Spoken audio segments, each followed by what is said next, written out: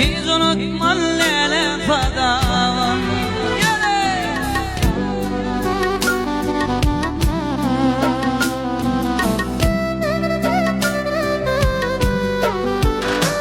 Ey kulluk deyip gider kullan, hoşlaşımda finallap kalın.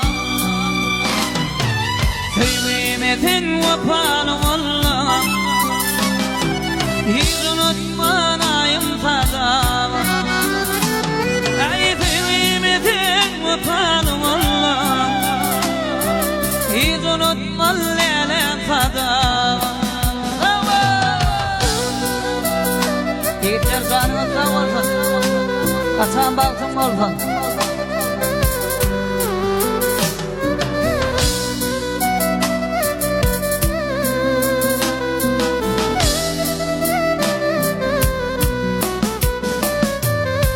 Varını parayarım, bağımda almanarım. Elmadama kolumda tarım,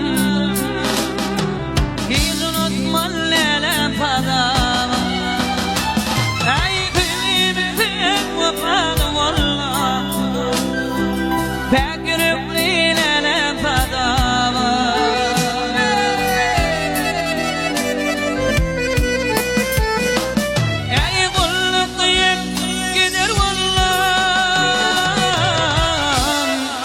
Hoşlaşımda finallap kalın. Kıymetin vefalı wallah, ak yürekli lele fadam. Ey kıymetin vefalı wallah, hiç unutmanayım fadam.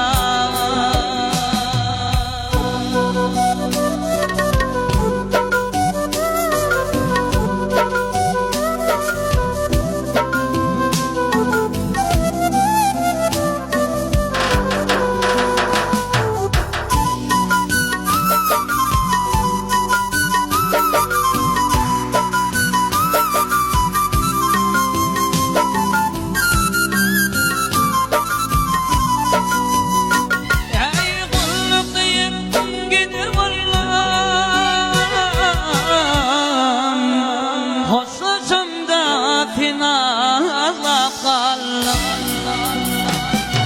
Kıymetin vefalı wallah, hiç unutma